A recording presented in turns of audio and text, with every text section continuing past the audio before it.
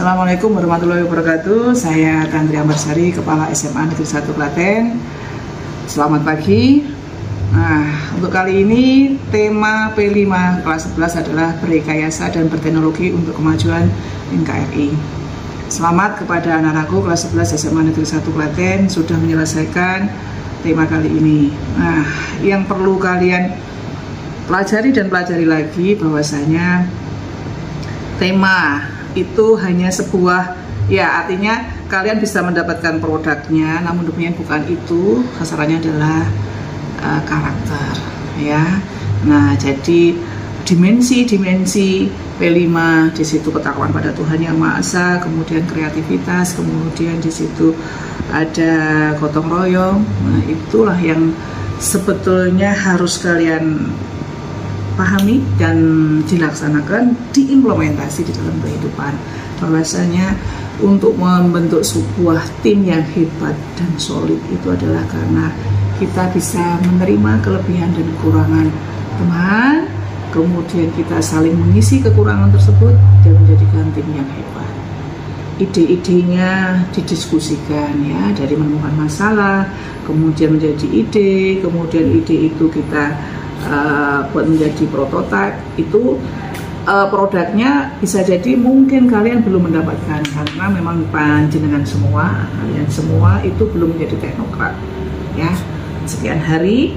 Nah, itu belum bisa. Namun demikian kita mengolah ide tadi menjadi sesuatu yang akan bermanfaat bagi NKRI, itu harus. Terima kasih. Salam hebat. Assalamualaikum warahmatullahi wabarakatuh.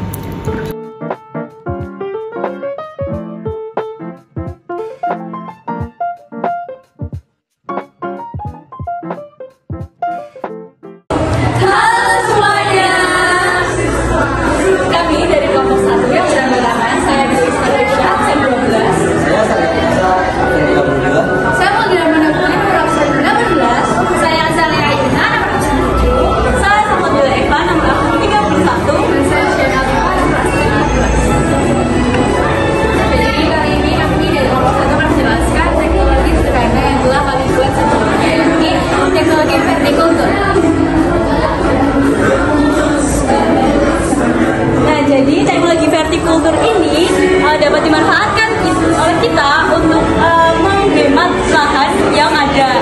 Nah, jadi kan di masa sekarang ini lahan yang digunakan untuk menanam padi maupun menanam sayur itu kan udah lama-lama udah terbatas, ya. Nah, jadi kita bisa manfaatin teknologi ini untuk menanam dimanapun gitu. Nah, di rumah kan biasanya juga ada tempat-tempat kosong, space-space kosong yang juga bisa diisi dengan vertikultur ini. Nah, kenapa bisa dikatakan menghemat tempat, menghemat lahan? Karena penanaman ini secara vertikal sehingga bukan ke samping melainkan ke atas. Biasanya tanaman-tanaman ini biasanya sayur-sayuran hijau kayak kangkung, bayam, selada ataupun seledri. Untuk cara penggunaannya biasanya kita menanam benih terlebih dahulu di polybag, lalu jika sudah mulai tumbuh bisa dipindahkan ke dalam vertikultur ini. Vertikultur ini berbeda dengan hidroponik, ya teman-teman. Kalau hidroponik itu pakai media tanamnya air, sedangkan kalau vertikultur itu pakainya tanah atau arang sekam. Jadi di arang sekam sendiri udah sekalian sama pupuk, dan juga dapat misalnya dapat kambing dan campuran arang. Ya, oke, jadi nanti kita buat misalnya seperti ini, teman-teman boleh jadi ini bagian buat space buat sayurnya tumbuh. Tapi sebenarnya ini tuh harusnya tuh nggak di sana karena untuk presentasi ini untuk prototype, jadi seperti ini untuk mempermudah visualisasinya saja, teman-teman.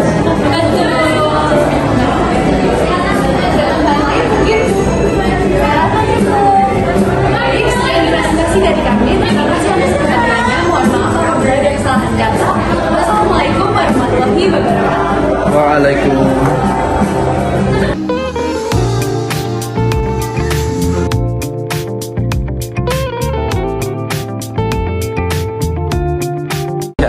Halo semuanya. Nah, ini kami dari kelompok 2 kelas 10B. Di sini kami melakukan gelar karya Nah, sebelumnya kami memperkenalkan anggota kelompok dulu nih. Saya Tata Danuarta Arya Wicaksana, absen 23. Saya Ahmad Al-Farabi, nomor absen 2. Saya Nanti absen 17. Saya Olivia absen 26.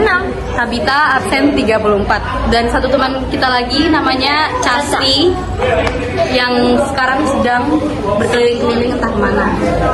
Nah, kami itu membuat produk tentang mengiris-pengiris bahan gitu. Biasanya produk ini itu untuk mengiris bahan-bahan seperti keripik. Nah, apa namanya? Buah api yang Bisa kita iris kayak potato chips gitu loh ya. Kayak contohnya kentang, wortel, terus bisa juga singkong ya, singkong. Nah, sebagian ini produk ini bisa digunakan untuk kayak industri gitu ya, industri makanan. Jadi sangat menguntungkan dan mengefisiensi waktu ya teman-teman. Sangat hemat tenaga juga. ya, Betul. gini doang. Dan gitu. oke. Karena kalau pakai pisau kadang hasilnya tuh bisa ketebelan, bisa ketipisan. Nah, kalau Juga dapat melukai tangan.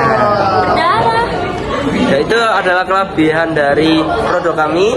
Nah, untuk alatnya akan diperagakan oleh Olive. Silakan lihat. Jadi pertama-tama kalian potong dulu bahannya sampai dia bisa masuk ke kotak ini.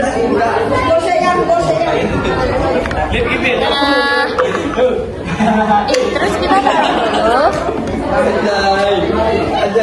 Terus kita masukkan seperti ini, tutup. Jangan lupa dipegang supaya tidak bergerak. Tinggal gosok deh. Tuh. Dia akan menghasilkan potongan yang tipis. Yeay. Nah, kalau tipis begitu akan menghasilkan hasil yang crispy ya teman-teman, dan tinggal dikasih bumbu enak sih. Nah, sekian video dari kami. Mohon maaf jika kesalahan pada teman-teman. Bye.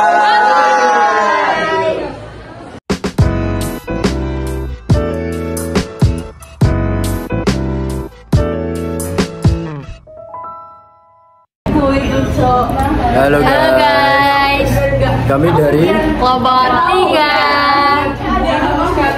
Saya Zanala Ramadirianta absen 36. Saya Sagita Putri Sananda absen 30.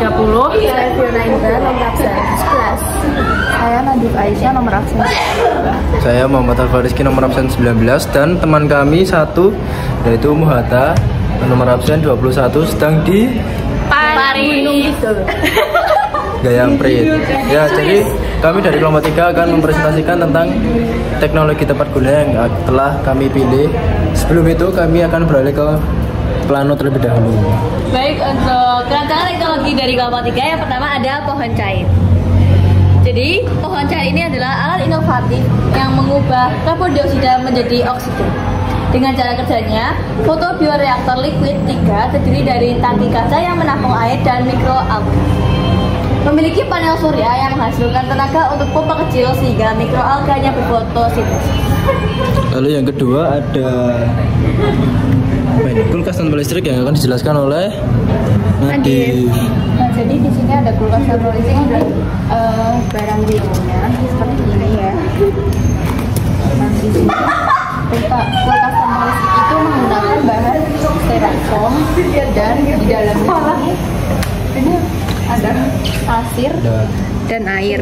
Ini kaleng buat tempat menyimpan buah dan sayur.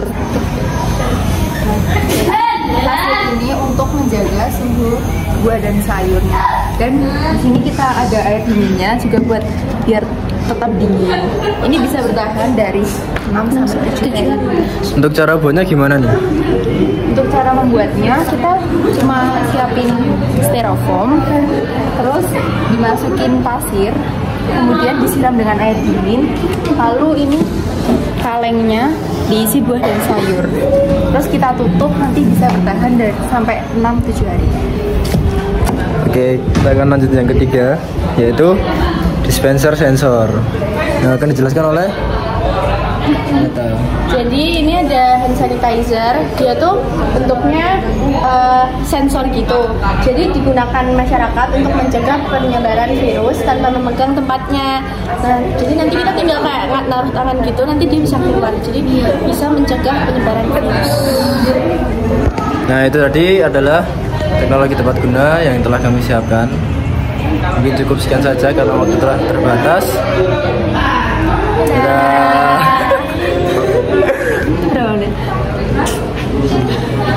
Berapa?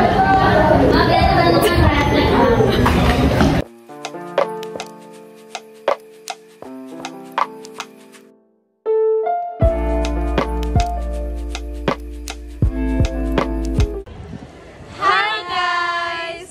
Jadi kita dari kelompok 4 kelas 11B.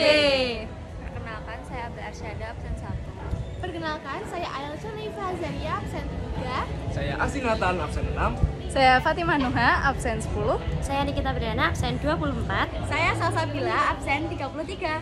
Jadi di sini kami akan mempresentasikan terkait hasil diskusi kami dan rancangan kami selama 2 minggu terakhir di P5 bulan ini.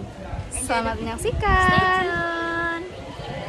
Halo teman-teman semua, jadi kami dari kelompok 4 akan mempresentasikan terkait inovasi teknologi tepat guna yang sudah kami diskusikan dan kami rancang selama kurang lebih 2 minggu terakhir. Nah, di sini saya akan mempresentasikan terkait robot sampah. Jadi, robot sampah ini adalah inovasi teknologi yang kami buat untuk memberikan solusi terkait permasalahan timbunan sampah, di mana robot sampah ini menggunakan sensor untuk memisahkan sampah organik dan sampah anorganik. Untuk contoh robotnya ada di sini, dan ini video demonstrasinya. Robot kerja ini tentunya harus diprogram terlebih dahulu. Namun ketika sudah diprogram dan dirancang seperti ini, cara kerjanya sangatlah mudah. Yang pertama, kita hanya perlu meletakkan sampah di atas papan robot sampah ini yang sudah dihadapkan dengan sensor. Kemudian robot sampah ini akan mendeteksi sampah yang diletakkan adalah sampah organik atau anorganik. Dan kemudian robot sampah akan memasukkan sampah tersebut sesuai dengan tong yang sudah diprogram di Arduino. Halo, jadi di sini saya akan menjelaskan salah satu inovasi teknologi kami yakni generator CO2. Nah, generator CO2 itu apa sih? Jadi generator CO2 ini adalah sebuah alat untuk memproduksi CO2 yang digunakan dalam hobi aquascape untuk menjaga kesuburan tanaman air. Bisa juga untuk dalam budidaya tanaman air juga, karena jika tanpa CO2 injeksi maka CO2 di dalam air tidak akan tercukupi untuk fotosintesis tanaman, sehingga tanaman tidak akan tumbuh secara optimal. Nah, memang CO2 ini sudah tersedia di pasaran banyak, tetapi harganya cukup mahal, apalagi bagi kita kalangan pelajar. Maka dari itu kita membuat sebuah inovasi yakni CO2 generator yang menggunakan cara kerja yaitu reaksi antara citrum dan baking soda. Di sini dilarutkan dengan 300 ml air, 100 gram citrum dan 100 gram baking soda, sedangkan baking sodanya dilarutkan dengan 30 ml air. Nah, ini nanti kita tekan di sini, maka air akan menetes ke sini. Lalu terjadi reaksi antara baking soda dan citrum, meningkatkan tekanan dan terjadi reaksi karbonisasi. Dan nanti karbonnya akan masuk ke selang ini dan disuntikkan ke dalam air. Dan karena tekanan ini tadi, citrum akan otomatis menetes ke baking soda sampai air dari citrum ini habis. Dan itu bisa bertahan kurang lebih 2-4 minggu tanpa perlu diganti lagi. Jadi hitung-hitung hemat 60% sampai 80%. Halo semuanya, di sini kami dari kelompok 5 ingin mempresentasikan teknologi tepat guna yang telah kami buat dan kami rancangkan. Pertama-tama perkenalkan terlebih dulu, saya Ratu Sintayuno dari absen 12. Saya Amanda Ingin Terbatas dari absen 2. Saya Muhammad Bakri Ahmad Blok, absen 20. Saya Zakwan Hamam, nomor absen 9. Saya Alia Danastri, nomor absen 4. Saya nomor absen 12. Langsung saja, pertama-tama kami akan menjelaskan tentang konsep atau cara kerja dari BHI, yaitu teknologi tepat guna kami. Jadi teknologi yang kita buat adalah BHI. BHI itu adalah kita buat pendingin udara. Jadi ini yang merah-merah itu adalah tembikar. Tembikarnya ini disusun membentuk lingkaran menggunakan besi, kerangka besi. Terus ini ada ember yang diisi air bisa full atau setengah, terus kemudian airnya dipompa ke atas, turun ke sini membasahi seluruh tembikar yang ada. Terus ketika ada udara panas lewat dari sini akan didinginkan dan keluar menjadi udara yang lebih sejuk di sisi lain. Selanjutnya yaitu mengetahui bahwa suhu udara akhir-akhir ini sangat panas, sehingga kami termotivasi untuk membuat pendingin ruangan yaitu BFI yang berguna untuk agar suhu udara sekitar itu menjadi sejuk atau dingin. Nah, jadi di sini alat dan bahan yang kami gunakan yaitu tarian, kerangka besi, pipa, pompa air, dan juga ember, serta ada alat-alat yang lainnya seperti palu dan juga plastik. Kemudian langkah berikutnya kami akan menjelaskan mengenai cara kerja kita membuat dari beehive ini. Yang pertama kita ngumpulin alat dan bahannya terlebih dahulu. Kemudian pada tahap pertama kita membuat bentuk dari tanah liat bentuk seperti ini, dan kita buat dalam jumlah beberapa saja. Setelah itu kita jemur hingga benar-benar kering, harus benar-benar kering. Kemudian setelah itu kita buat kerangka besi yang ukuran 1 meter ini berbentuk seperti bola segitiga. Sebenarnya bebas, adalah bentuknya bola segitiga saja. Setelah itu kita masukkan tadi yang tembikar yang kering ini ke dalam kerangka besi tersebut sampai benar-benar penuh dan padat. Kemudian kita siapkan embernya. Kemudian juga kita buat berapa landasannya, disusun hingga benar-benar pas sesuai dengan ukuran ember tersebut agar tidak terlalu rendah atau tenggelam pada air tersebut. Di situ kita masukkan pompa air yang sudah dipasangkan oleh pipa yang dibuat pas ukuran dengan kerangka besi, agak dilebihkan sedikit agar dapat mengalir dari atas. Setelah itu kita nyalakan pompa air tersebut hingga air masuk ke dalam pompa air tersebut dan mengalir ke atas, kemudian menghujani kerangka besi yang di dalamnya sudah ada tembikar tersebut. Jadi kami juga membuat prototipe untuk gambaran yang lebih jelas. Ini adalah pipa untuk mengalirkan air ke atas tembikar. Nah, setelah air mengalir dari atas tembikar ke bawah, ini air diperkirakan tidak terlalu banyak atau tidak terlalu sedikit. Di sini ada pompa air untuk mengalirkan air dari bawah ke atas lagi supaya tembikarnya ini basah semua dan udara yang melewati tembikar ini akan menjadi dingin. Sekian presentasi dari kelompok 5. Awal dari kesalahan. Wassalamualaikum warahmatullahi wabarakatuh.